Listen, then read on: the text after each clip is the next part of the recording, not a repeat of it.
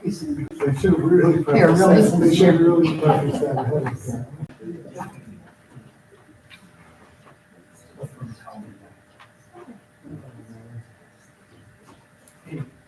Call this meeting to order. This will be an open meeting. Notice has been given to the public at least 24 hours prior to the meeting. And by forwarding the complete agenda to the Powell County Reporter and all other news medias who have requested the same. Copies of the complete agenda were available for inspection at the office of the city administrator.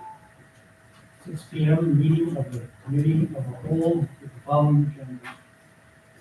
Roll call. Mayor Smith Martin, Here. Daryl Anderson. Here. Dee Donlevy. Here. Bob McGrath. Here. Riley Saul. Here. Lori Stenstrup. Here. Dan Zeller. Here. Attorney Fowler. Motion for approval of agenda. Motion to approve the agenda. Second. All those in favor say aye. Aye. Opposed? Motion carried to approve the agenda. Motion for approval of the minutes from 5/14/24.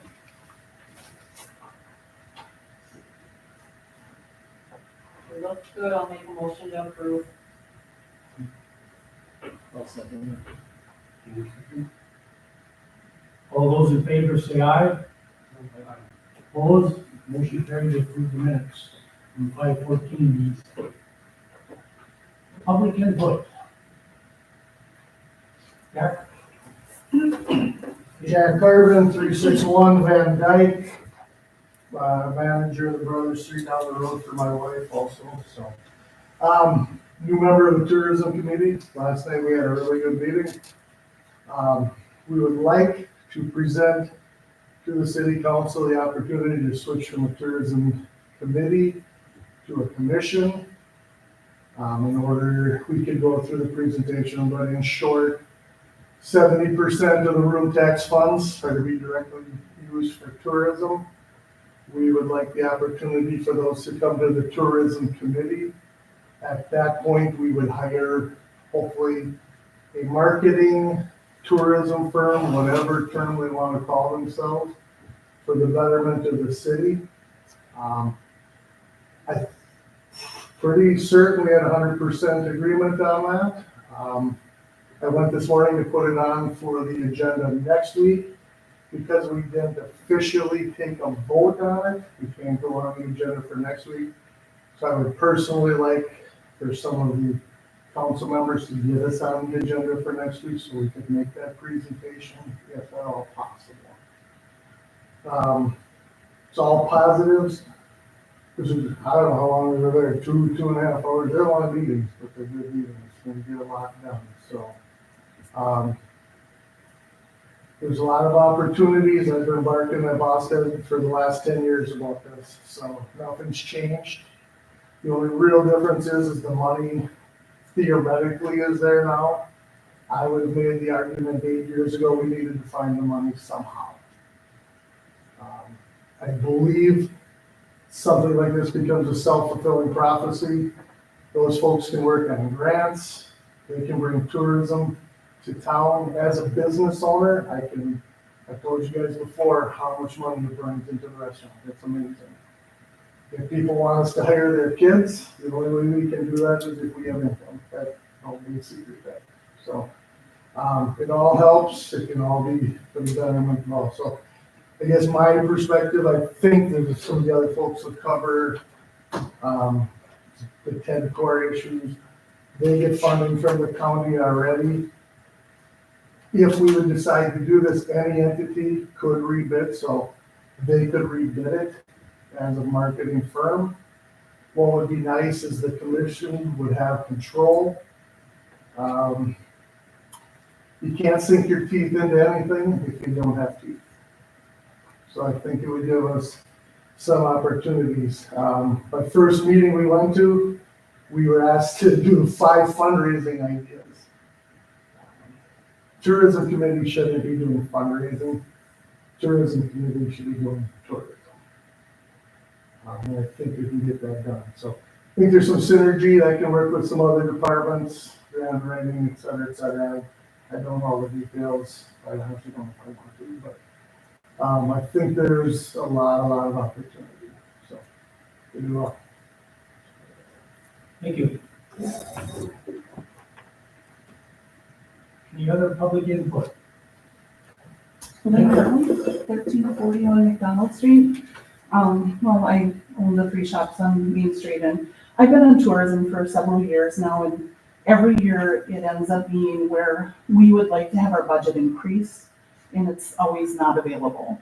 And just expounding on what Jack said about the money coming in through the room tax, my opinion, it's an unknown quantity at this point. We don't even know what it's going to be down the road, and I think keeping it within the city and be able to work with it through tourism would be a better option than be sending it to TEDCOR, hoping that they're going to do what we would like them to do with it.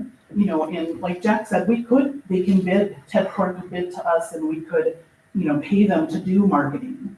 Or we could ask other people to submit applications, and we could pay them to do marketing. But at this point, the city is, every year it's the budget is, we're asking for more and more, but it's just not there. And this is an opportunity for us to have a source of income. Harbor has a source of income through the docks, and Park and Rec has a source of income through the campground, and fire and, police protection have it through whatever their, the ambulance or whatever. And tourism just does not have a source of income. And that's why we've talked about doing the fundraisers, but like Jack said, we don't have the time to fundraise, and it's not, in our wheelhouse to go out and try to beat the doors for $1,500 to do what? It's just not enough money. But having this room tax would alleviate maybe, us asking for an increase in budget next year, or be able to give more to different committees that are constantly coming and asking us for money, and we just don't have it. We've had to cut every year to different, Copperfest and the Fly-In and Waterfest, because it's a very small pot that has to be spread out over a large amount of activities that happen in the city. So I just believe that if we could change to a commission, we could control the funds, and then down the road, make another decision. But at this point, because of that unknown number, I'd love this to see it, the city hang on to it and make a decision on that money, instead of just blindly handing over that money every month to TEDCOR, hoping they're going to do what we would like them to do with the money, so. Thank you. Any other public input? Andy? Wendy Spice, 816 Sharon. I'm also involved with the tourism committee, and one point that wasn't mentioned tonight is that it is state mandated that the funds generated by the room tax be used in a particular way. 30% goes to the general fund for the city, which is great for the city in general, no pun intended, but 70% is mandated to go directly for tourism. It cannot be used for anything else. So 30% goes direct to the city coffers for general fund, and 70% would have to be spent on tourism. And what better way to handle it than through the tourism committee/commission, rather than pay an outside entity to handle that 70%. And that's kind of where we're coming from as a committee. So just to be clear, 70% must go for tourism. And we're hoping that we can keep that money, that 70%, controlled directly by a city entity rather than an outside source or someone hired by the city to handle it for us. Thank you. Any other? Megan Holtz, 820 Madison Street. So I'm on the tourism committee. Just right in line with all of them. We just think this would be a great opportunity for us to be a commission. Again, to be able to use that money. We've got lots of ideas and lots of things that we really want to do for the city. People we want to help out, parades, farmers markets, whatever, billboards to put up. We've got lots and lots of ideas, and this would give us the opportunity to be able to implement those. So it would be great to have that money, whatever it may be. We don't even know at this time, but we've got our budget. Any extra would be fantastic. And then we know that it's going to the city for the city. Thank you. Any other public input? No time, any other public input? Correspondence?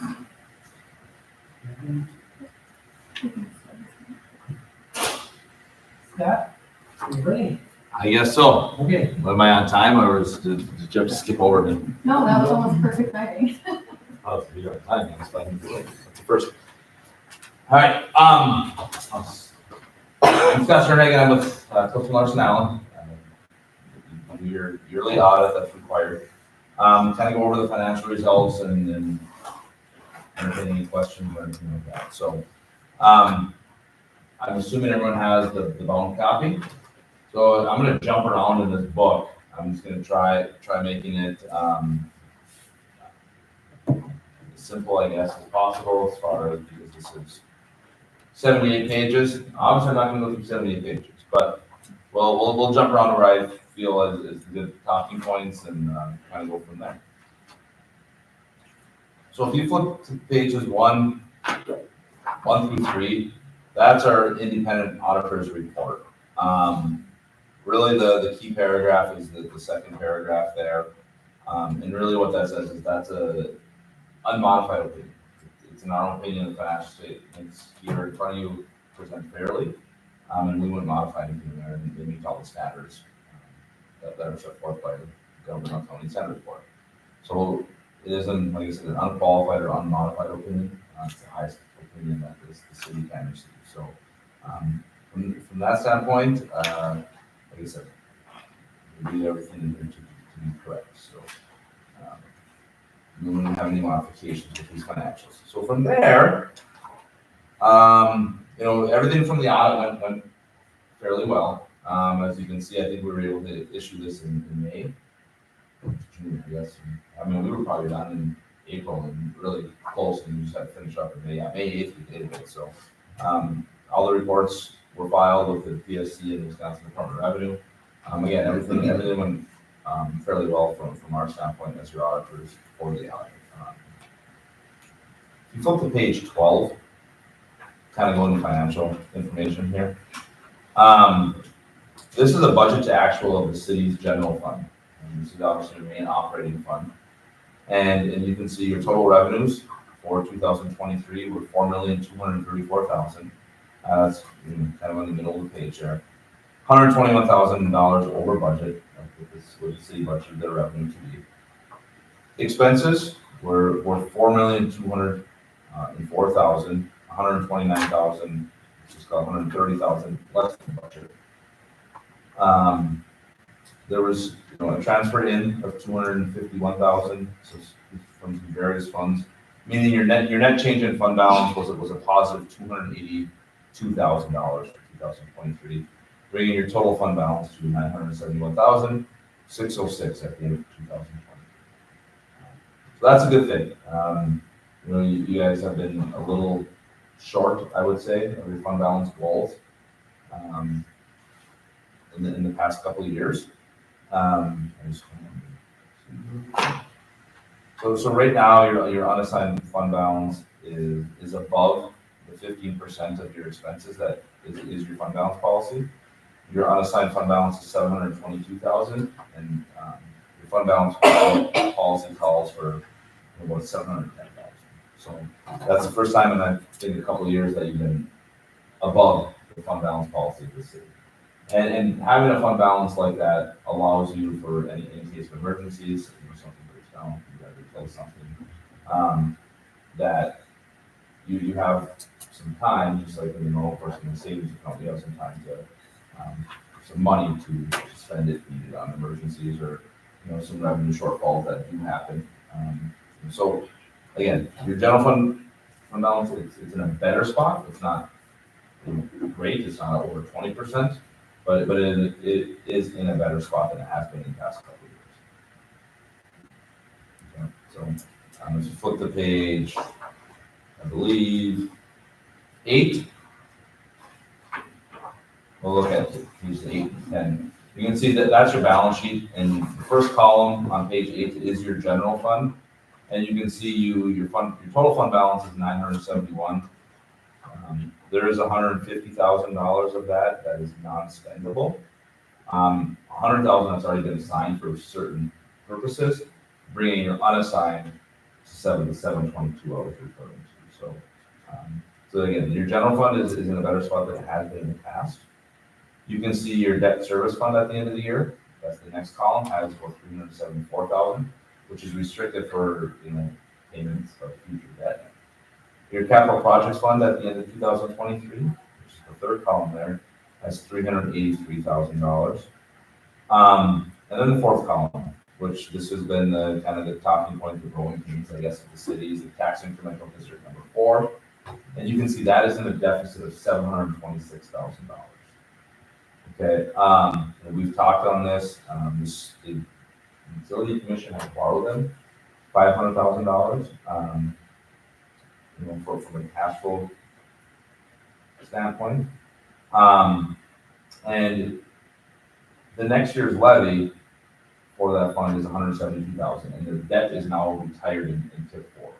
So it's in a deficit, but in the next 5 years, it will be crawling out of that deficit. Let's just call it that, because their debt is now paid off, and that deficit will be made up with future tax increments coming in.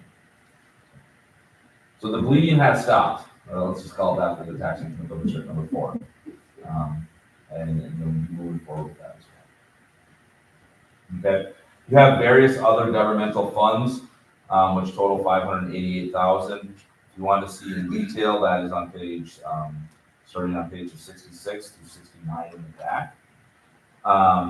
You have your airport fund, your docks fund, dock/breakwater recycling, library, campground, and then your 2 other tax incremental districts. 3 is now closed, K9 police. So you have various funds. I'm not going to really go over any of those. All of them are in decent shape, other than your recycling, which is in a deficit as well. But I am happy to say that ground was made up in that. Now it's a deficit of $60,000, and you are putting a special charge in there to supplement that. So hopefully the next, when I'm here next year, that I'll be able to say that fund is now in a much better spot. So I think the things that the city has done to look at these deficits has helped immensely. And looking forward, it's in a better spot than it was 2 years ago. That is the city governmental funds. And then the only other thing I was kind of going to touch on is the utility commission. But before I kind of slide over into the utilities, is there any questions regarding the governmental funds, the deficits, general fund, anything like that?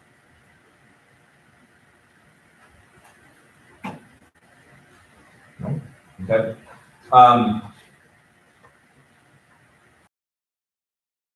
Pages, let's just call it 15 and 16.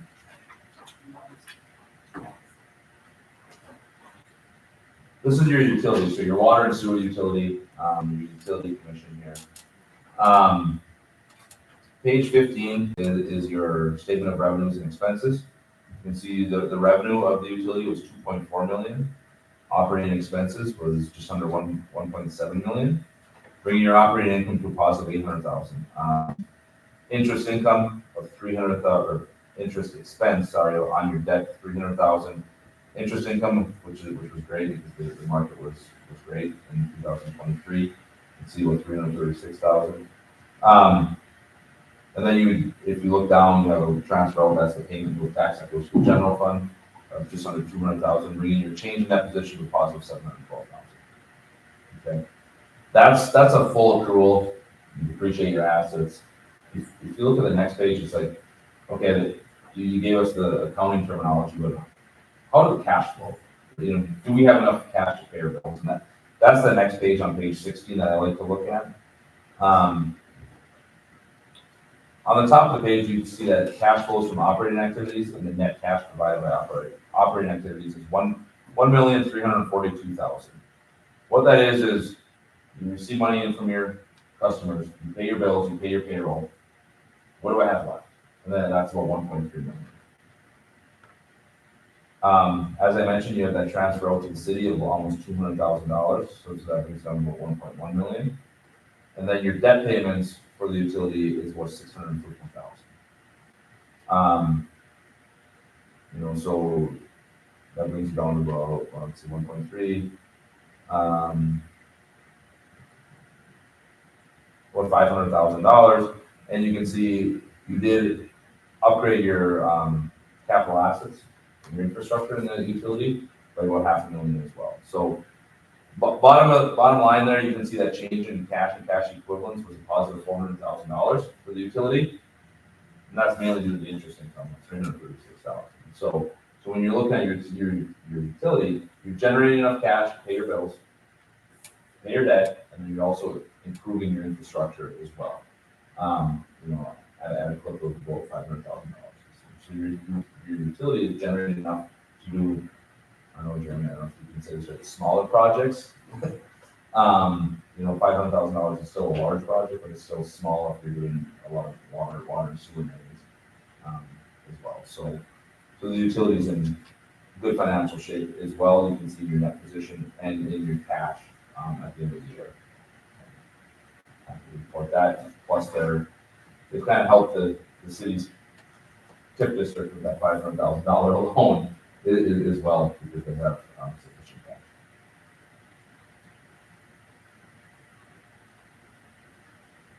So that's kind of it. I don't know. I mean, I'll entertain any other questions.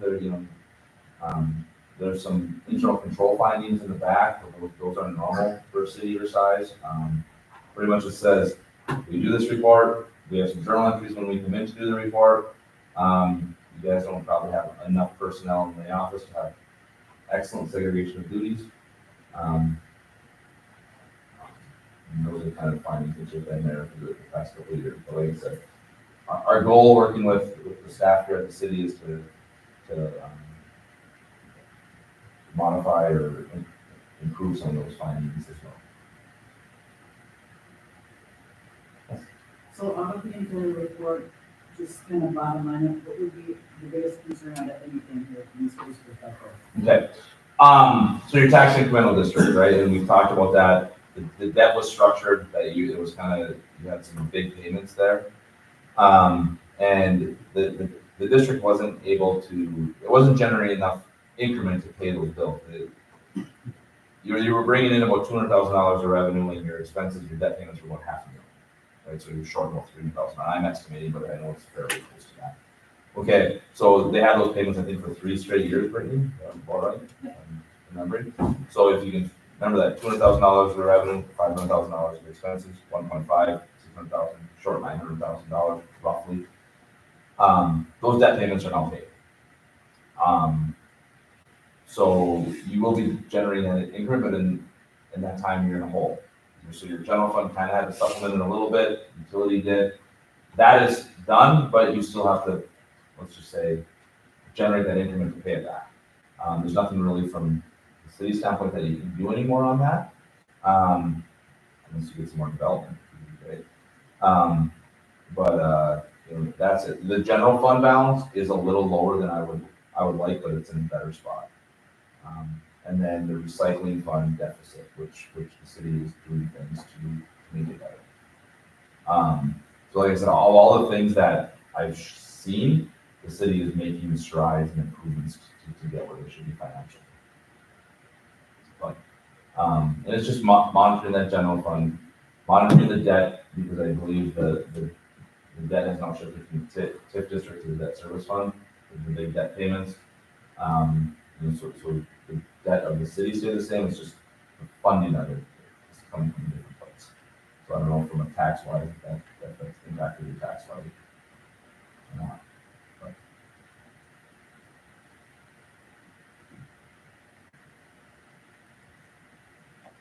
Anybody else have any questions for staff? Yes, Steve? Okay. Now for the last couple of years, we've seen the same type of comments at the back of the book about, again, not splitting out duties, so how big of a risk is that? Because again, that was addressed last year, that we really don't have the extra personnel to do that. So how big of a risk does that put our city in? From an internal control / segregation duties, it's just when one person can have the ability to do stuff, there's risk there, right? All the financial stuff. And it's us saying, there is this risk here, so you have to be aware of it. So if you want to have city council, somebody do some stuff or shift some duties around, that's how I would say you can strengthen that up. I believe I think you hired somebody from our firm actually, that has some accounting background, getting them up to speed, to do that and to take on more tasks, which that would mean Brittany would be doing less, which is good. As an administrator, you want them doing less day-to-day stuff. And that's what a recommendation that you want to build towards. Like I said, I think the bleeding has stopped, is what I would say. And then now it's to kind of maybe look at that stuff, get that person trained up, and then doing more so Brittany is doing less. That's how I would recommend you moving forward with that. Thank you.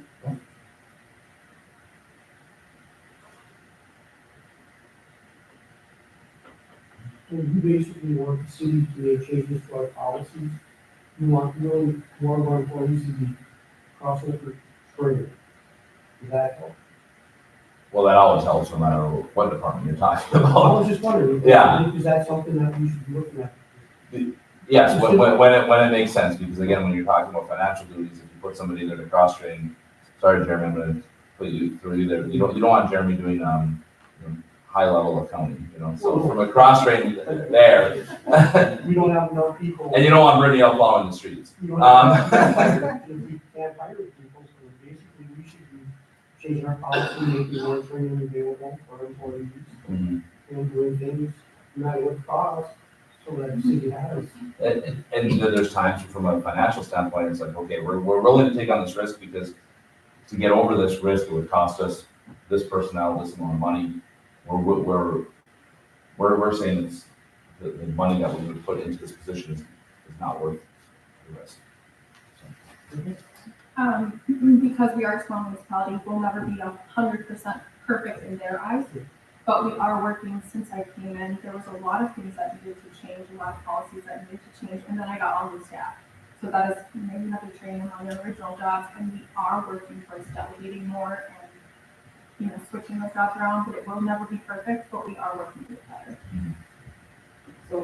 So Brittany maybe has identified this already, but what areas, like you wouldn't have accounts payable to accounts receivable kind of thing, right? You have somebody who's taking in money, paying the bills.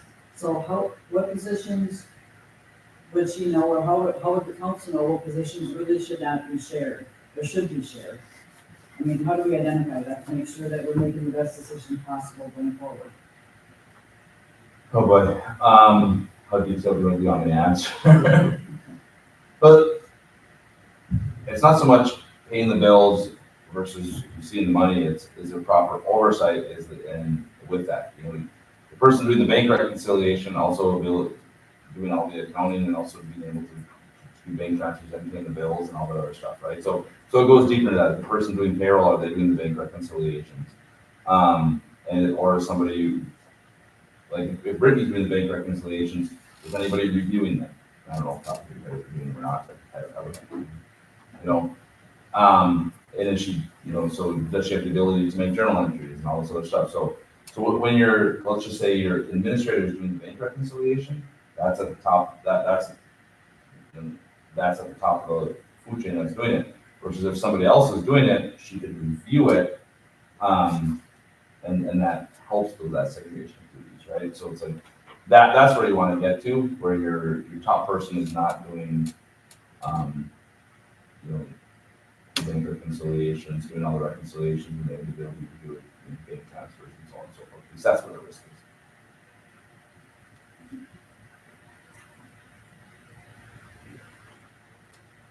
And it's finding those people that are available with the skill set to be able to do that, which is tough.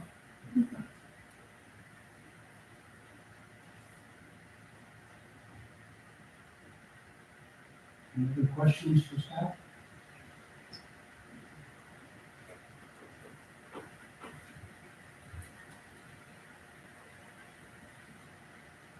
I guess, my question is talking to the finance committee about our youth and capital.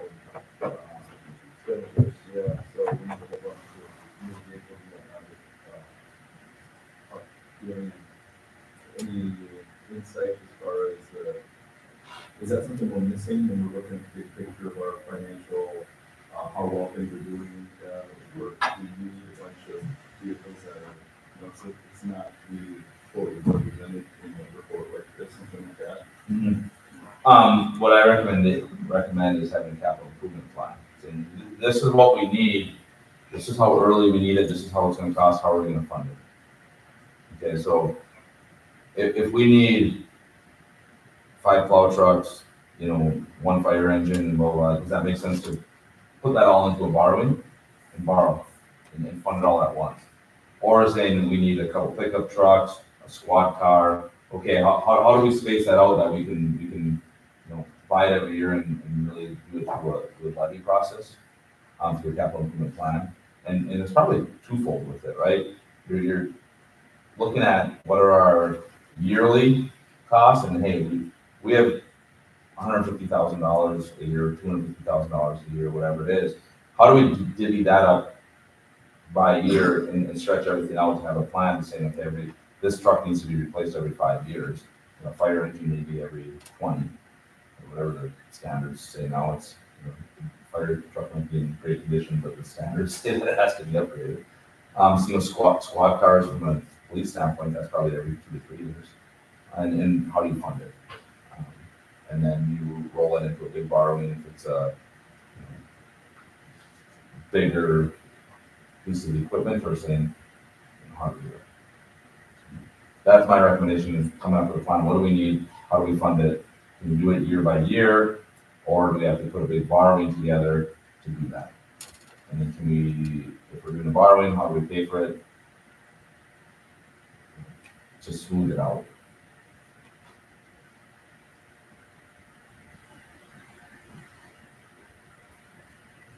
Thank you. Any other questions for staff?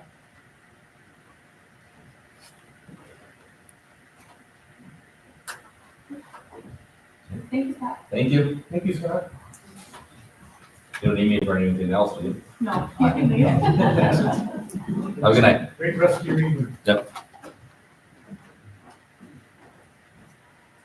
Moving on to 6B, second annual Bellin Kids Triathlon. Hi guys, I'm Allie Eichman and I'm from Bellin Fitness, and we have some folders with some information. We're here today to talk about the event that we're hosting on August 11th. It is for kids, it's a kids triathlon. It's for kids 3 to 14 years old. There are 3 different course lengths depending on the kids' ages. This is the second year that we're hosting it. We did it last year, and we had about 60 participants, and we're expecting closer to 150 this year or more. We already actually we checked before we got here, we have about 30 participants already signed up.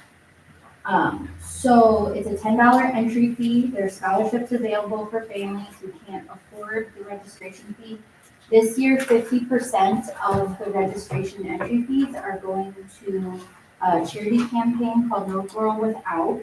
And that's a charity campaign that provides hygiene products to northeastern Wisconsin schools.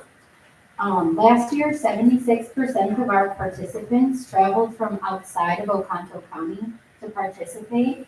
Most came from surrounding counties like Brown County and Marinette County. but we also had participants come all the way from Milwaukee and Madison. And this year, we are working with, we're building some relationships with the Green Bay Multi-Sport Youth Triathlon organizers and Door County Kids Triathlon to promote our event. And the Green Bay event just happened in early June. The Door County Tri is in July, so ours is like a natural third follow-up event in the series. And we're incorporating a timing component this year, so then all the kids can have their official triathlon race results. And then we just got approval from Oconto County Highway Committee to approve our request to close County S for the length of the race route. There's a map in your folders for the entire race route, and it's going to be closed from Superior on County S down to Congress. And we're here today to answer any questions that you might have, and also to work with the city for proper closure of the streets and signage is what we got from the county to work on. And then we've already met with Brittany and Jeremy kind of to discuss our plan. And then we've met with Chief Defect to talk about traffic control and directing parking and that kind of stuff. And we're going to continue to work on that. So if you guys have any questions or anything like that, feel free to ask.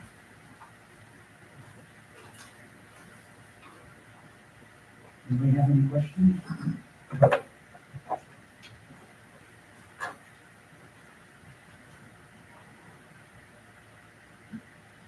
I think so.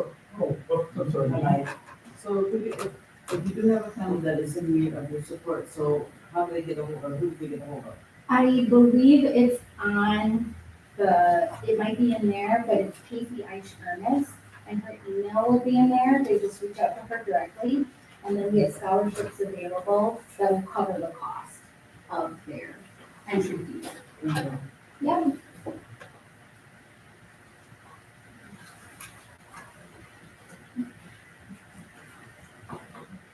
Any other questions? Christie?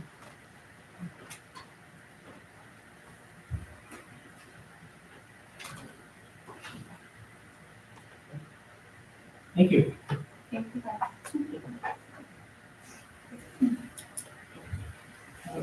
Moving on to 6C, S&B Global Ratings Results.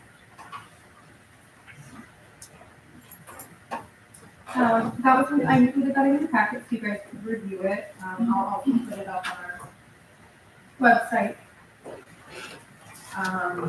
So the results, we were upgraded from an A- stable to an A stable, which is great.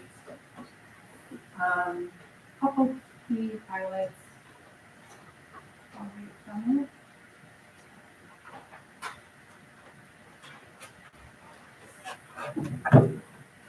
So the reason for the upgrade reflects O'Connell's improved budgeting practices and commitment to rebuilding the city's formerly negative reserve position, building up our fund balance. Supporting 2 consecutive budget surpluses and improvements in our assessment of the city's budgetary flexibility to adequate from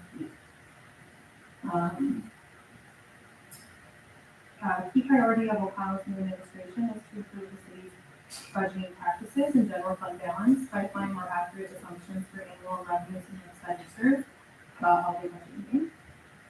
In the past, the city routinely overestimated revenues and underestimated expenditures to avoid tax levy increases, which ultimately led to recurrent budgetary imbalances and very weak budget flexibility. Management's improved budgeting practices have so far been effective as O'Connell posted modest general fund surpluses in 2022 and 2023. Following 6 consecutive operating deficits in 2016 to 2021. They were very positive on us bringing back the finance committee. They thought that was a big help for us.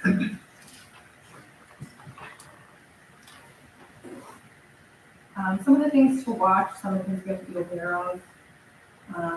You can take a negative rating action, unexpected, weakened budgetary performance, or growing interfund receivables lead to declines in available reserves.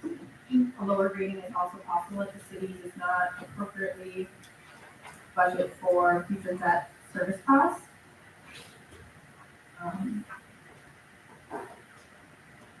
But we could also receive a better rating if the sustained improvement of city general fund balance by maintaining positive budgetary performance and reducing general fund receivables.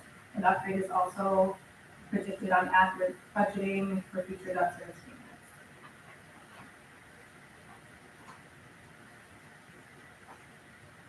Does anyone have any questions? Alrighty.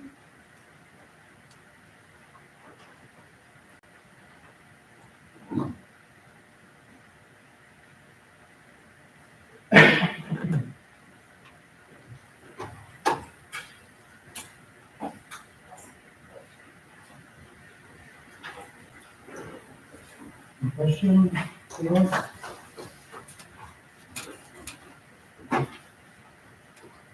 No? Moving on to number 7, discussion, action, recommendation on the following old unfinished business. None. Discussion, action, recommendation on the following new business. Department reports. Chief Prefect, does anybody have any questions for Chief Prefect?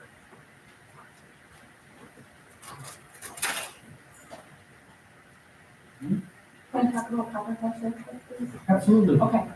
I just wanted to let everybody know, I thought some council members know, CopperFest went very well. This year, I had extra officers, myself. Sorry about that. I had myself working all weekend as well as, I believe there's 4 or 5 extra. We had no huge problems. Only problems we had were people with open containers walking down Main Street going from bar to bar. So next year, I would like to have some foot patrol officers for that, as well as some public urination, which we don't want to happen. But other than that, there was no disturbances, nothing big that happened. So I think our extra police presence really made an impact. I know a lot of the CopperFest members were very thankful to us anytime we showed up at the CopperFest grounds, which I had 2 officers assigned there for the whole time anyway. But we also went, and some of us other officers went and got some food from there, so they were happy to see us. Truck pulls, no problems there. I had 2 officers assigned. People made comments saying how thankful they were that there were officers that were present for the whole time. One thing that I did notice was, and it was a little bit shocking to me, was when Sergeant Towsey and I pulled up just to check on things, there was a guy there that was open carrying a handgun. So yeah, that was a little shocking to me. No problem, it was legal, as long as he wasn't using it at all while drinking. But so that was a little concerning, but there was no problem in that. Our new officer, Trenton Mazer, started on Monday, just this past Monday. What is it, Tuesday? So yesterday. Sorry, lose track of days a little bit. And also I wanted to mention, the last thing I wanted to mention was we had 2 significant drug busts that happened. One was a traffic stop with Sergeant Shear and Falco. He was on a traffic enforcement grant and happened to stop a vehicle that had a lot of really bad drugs in there. So 2 of our biggest drug subjects went to jail that day. And then we were given information that there was drug trafficking happening in the hotel here in town. That was in fact true. So we arrested 2 other of our big drug suspects from that. So we were very proud that happened, and we are focusing now on another drug problem that we have at a residence on Main Street. So we're trying to figure out how to do things with that so that we can get another really good bust out of that. Thank you, Chief Prefect. I would like to mention I had, when I was at the CopperFest grounds, a couple of citizens, not from the committee, CopperFest committee, come up and mention that it was really nice to have police presence and the fire rescue presence there. So just a little plus in the daily stuff that goes on. Chief Austin, your report? For the month of May, we ended up with 132 calls. 22 were the NFIRS related, were reported to the state fire system, and 108 were ambulance related. You can see our topics of training, search and rescue, ladders and chainsaws. That's all kind of things that go along with the aerial truck operations on structural firefighting operation, where whether it's vent entering and searching, gaining access to the residents and so forth. Our second training night was our EMS training. We do have some firefighters that are strictly fire personnel, so they were doing their training outside with pump operations and setting up that aerial truck. And our EMS crew met our new medical director, and we were trained on what is called iGels for pulses, non-breathers. It's an advanced airway to help secure that airway. We had used combi tubes in years past. Trends have shown that that's kind of a thing of the past. So the new medical director came in and trained us up, and now we are performing what are called iGels. Just kind of getting the highlights. We had, of those 132 calls, 16 of them were all call to some nature. 8 were for a second ambulance call, and 8 other times we needed everybody's response for different types of calls, which I've listed on the bottom in the notes section. In that notes section, some of the same stuff, but those are meetings that happen every month that the deputy chief attends. We had 2 personnel pass the National Registry for EMT exam, and they're working on their advanced EMT recruit book, which is Stephanie Widak and Lara Nichols. In the month of May, we had a company called Remarks come in. They do our yearly DOT inspection on the fire apparatus and the pump testing to ensure that the trucks are performing adequately. And our first out fire truck did a preventative maintenance on the pump and internal operations of it. The preventative maintenance is on a 1 truck every year type cycle. So next year I'm going to do another engine, the year after it'll be a ladder truck, and then it follows right back over to this engine. But that is to try to reduce those unexpected costs that we've had the past 3 years of close to the $20,000 pump expenditure problems that have been coming up. When we had this pump test done on engine 1012, it was found that on the internal side of things, there's a ball valve that allows the water from the tank to go up to what is called the deck as a master stream. Over time, just with corrosion and wear, those ball valves kind of wear out, so it needed to be replaced. We were able to replace that in-house, which is the cost of the part itself. Ambulance 1011, which is the oldest ambulance, that needs the DPF filter replaced. Working with Jeremy and Alex, our city mechanic. He has it ordered up, so in the time being, there is a check engine light on that rig. It is our third out. And then we have the emergency, just in case with the diesel engines, check engine lights, if that's going to default mode there, and we don't really know when or where that could happen. So I talked with Alex yesterday. He was told it would be a 1.5 week type time for that part to come in, so we're hoping to see that this week, and we're gonna have his availability to get that taken care of. We did update all our firefighting foam to what is the PFAS-free foam now. Any foam that we had in-house is still in-house in storage and can be used on large incidences. At those incidences, that amount of foam has to be documented and reported to the DNR. So it's usable foam, but it's a lot of documentation and things to prove what was used and how much quantities. So we had attended 8 types of public relations or public events throughout the month of May. We had some station tours. We attended Perch Derby, Memorial Day ceremony, our senior stroll day, which is the seniors go from school to school. So we assisted in that kind of parade route and escorted them through. And the middle school has been conducting what they call a fun day, usually at the end of May right before school lets out. They get themselves a dunk tank. This year it was the dunk tank and a pie throwing contest. I did have 3 firefighters that were willing to go into the dunk tank, so they stuck around there in the afternoon and kind of enjoyed it. And that ended the school year type fun for them school age kids.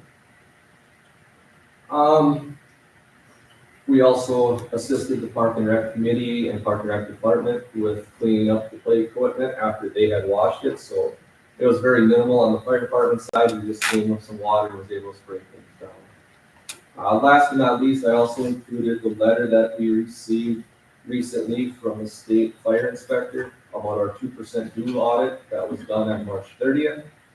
These audits can be conducted anywhere from a 3 to a 5 year type window. And it's pretty much at the spur of the moment. You get an email that says they'll be in the area in about a month or a week's time.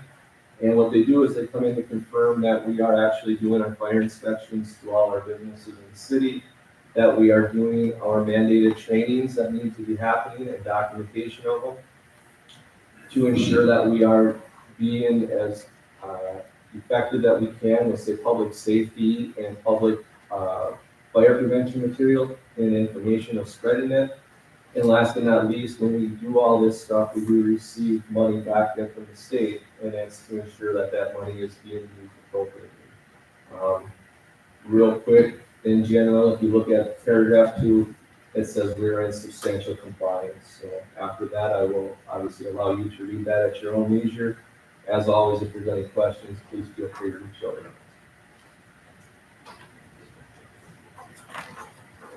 Any questions, Chief Foskett? Move on to the Park and Rec reports. I've got, revenue log for the month updated for the, campground and also for the, Water Park and Harbor.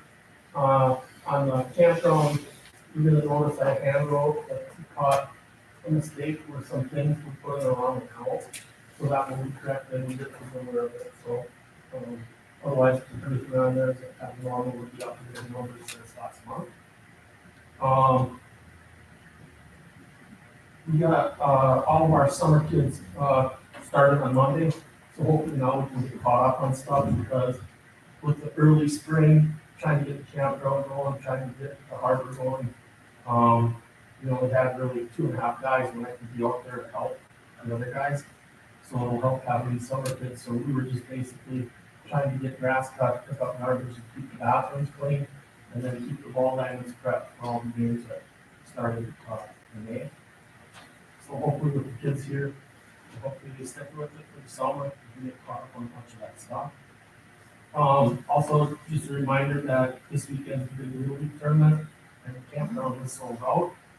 And then, next week, we have first big fishing tournament of the year out at Great Water Park, which is gonna be the NWT fishing tournament, which will be Thursday and Friday, June 20, 21.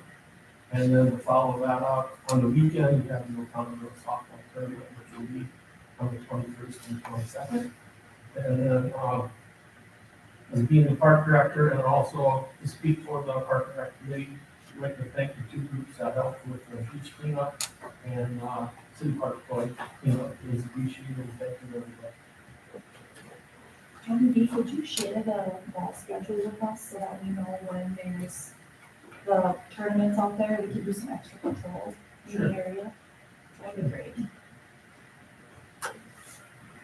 Any questions for John Foskett? Move on to the utility report. All right, I have a couple things for you, an update on our meter install. The last 2 months, homeowners received a letter saying contact the city within 10 days to schedule an appointment. Megan Garrity has scheduled all through almost the end of August with at least 6 appointments a day. She's been staying on top of that. And with that being said, we got 175 meters in last month, which is more than we ever had in the 20 years I've been here. So we're up to 38% of the city installed. So I'm happy with that. It took 4 years the last time we did this, so at that rate, maybe 1.5 years tops will be done. And with those new meters, they read right back to City Hall, and homeowners have the option to track their own water usage, which you can find a leak a lot sooner than just every quarterly when we get high usage. And then today, I met with Robert E. Lee and then prospective contractors at the treatment plant for a wastewater treatment plant upgrade. There were 6 pre-qualified contractors, with hopefully all 6 bidding on the project, so they're competitive pricing. That's more than what our engineering company expected at this time of year. So other than that, they didn't have too many questions. And the bid for that closes at 2 p.m. on June 18th. And it'll be approved through our utility commission on the 24th. With a probable start date, depending on who gets it, 3rd week in July, to start the year-long construction process of the. Any questions for Matt?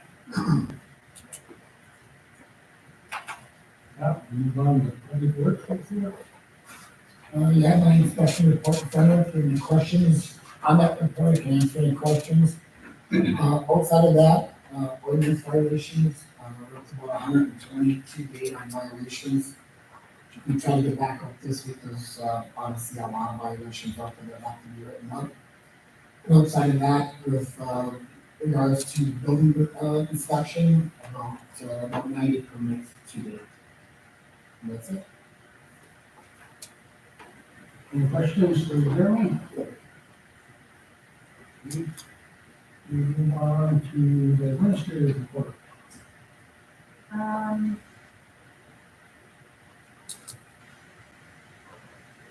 So I guess we'll start with Dollar General has had some leadership changes this year, and every municipality that has Dollar General is dealing with the same issue that we dealt with this year.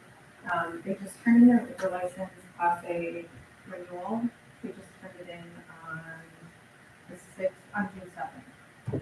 So for license to be approved, they have to be on site for 14 days. They can be approved on the 15th day and have to be published in the paper.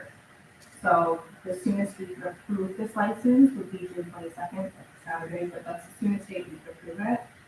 And their current license approves or expires on June 30th. So if the committee wanted to hold special meetings, so they would not have any lag in their sales. A couple other municipalities having the same issue have recently implemented late fee charge because you are required to have a special meeting. Although it doesn't cost us extra to have a special meeting because you are salaried, it still is an inconvenience to everyone. So if you wanted to think about that, if you wanted to schedule special meetings, you could take that with them. I also wanted to update you guys on, I'm sure you've heard it, seen it, the public fire protection charge issue that's been going on.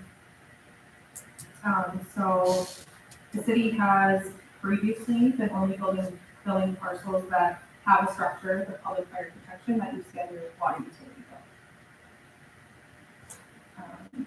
So with the house, the garage, that kind of thing. Back in June 2023, we had a customer complaint to the PSC, and they informed us that that's not correct. For Wisconsin State Statute 196.3, we should be billing even weekly parcels.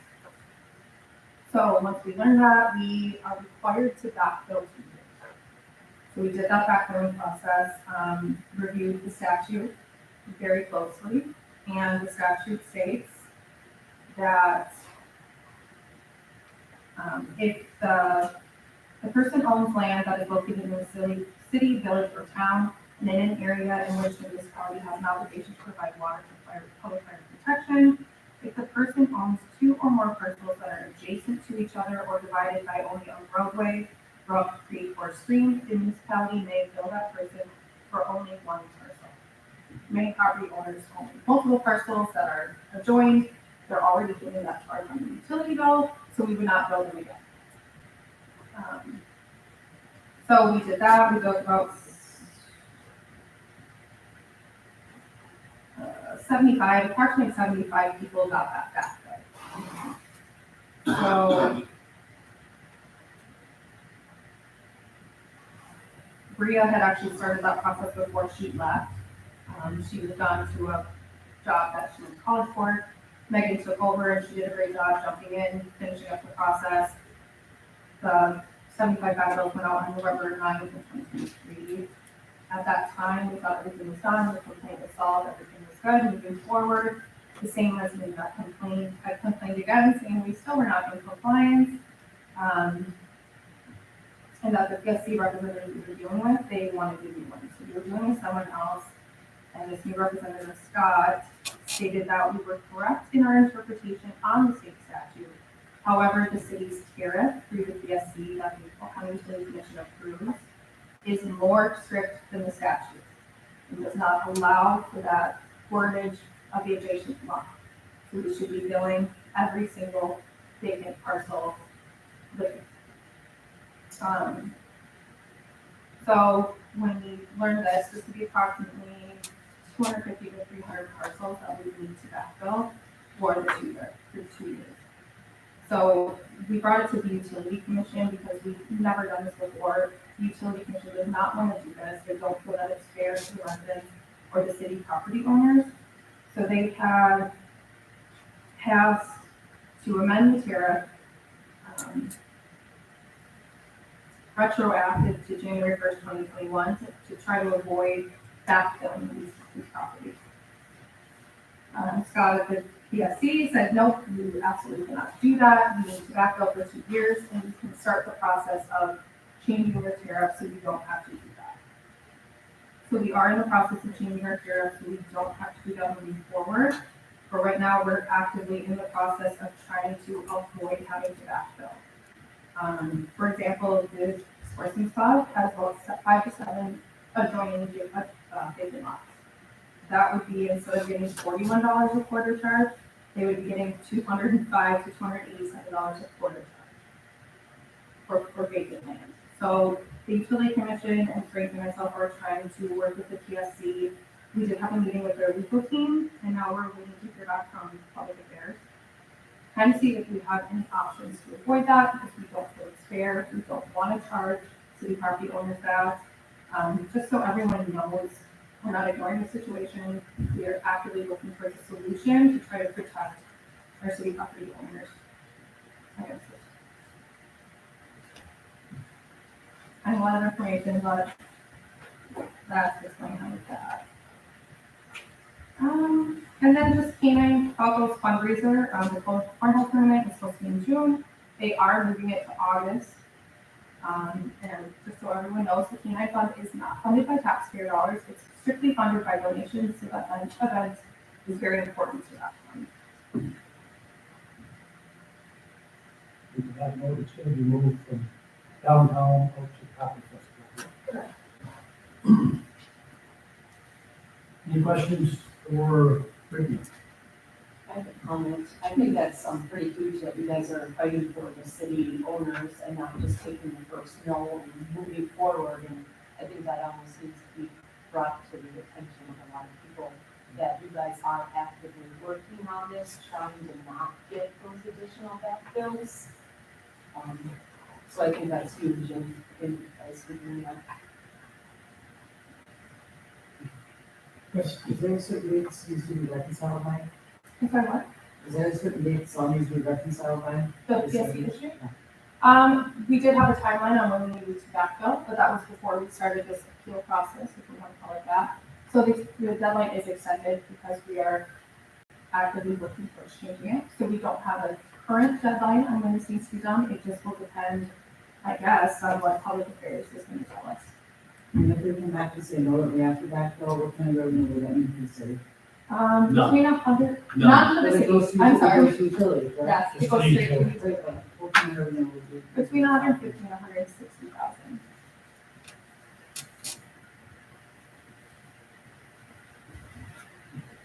Any other questions? Yes, Chief Foster. I just need to add one more thing to my report that I forgot before you move on.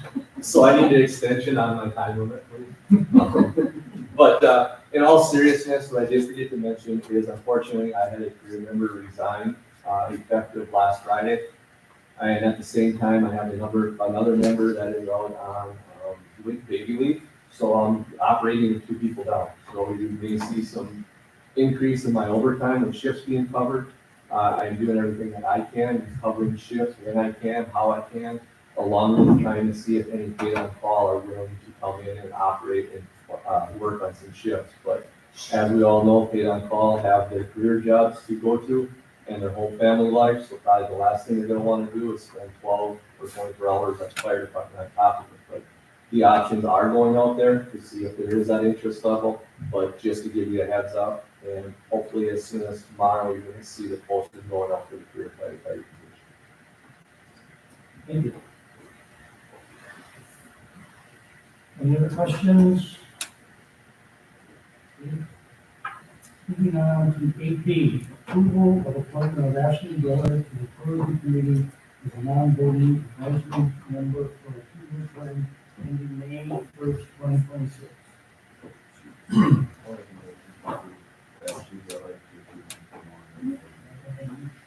I'll second. Any second?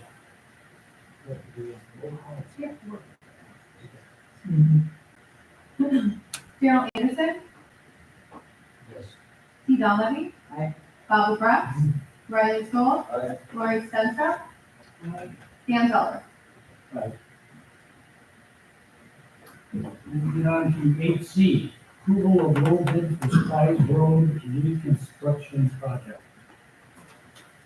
Yes, sir. We got 3 bids for the reconstruction of the Spies Road project. 3 contractors that bid in the job were KCG Excavating out of Con Falls, Peters Concrete out of Green Bay, and Dwayne Sand and Gravel, also out of Con Falls. KCG Excavating was the low bid at $762,408.50. Out of that $762,000, about 105 of that is utility with hydrant relocations and some work done to some manholes. And then of course, through the local roads improvement grant, we've got about $342,000 coming back from the state to cover part of that project. So KCG has met all their bid run requirements. The last project they've done in the city was actually the reconstruction of Woodward Way from McDonald Street to the road going down to the boat launch. So they are qualified and basically just did make a recommendation to approve them for that project. We are still working with the DNR, purchasing some wetland points for that project. Obviously, that's in a wet area over there, so once those get purchased, the DNR will sign off on that permit, and then we can start the project. So probably looking somewhere in mid-July, end of July, with that project starting, with roughly about a 90-day time. Any questions for Jeremy? Yeah. How many points do we have to buy? We don't know yet. We're still negotiating with DNR. Have they told you what it is per point? That's why. Yeah, the points could cost you anywhere between, when you're purchasing that 9 points, you're dealing with just under a half an acre, so make it anywhere between $30,000 and $50,000. Just in wetland points. Any other questions for Jeremy? No. I have a motion to approve. Make a motion to approve.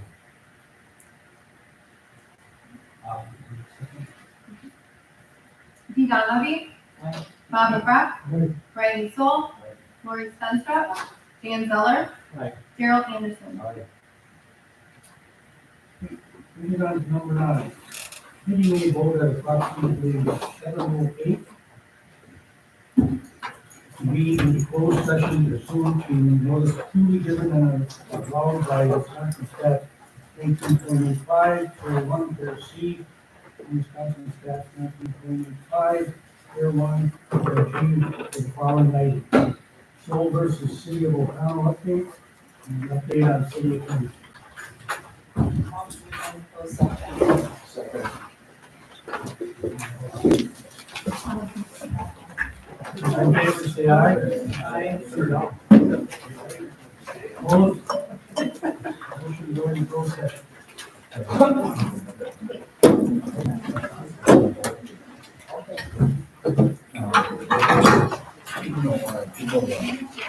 It's actually, on here what you have to do to get that started.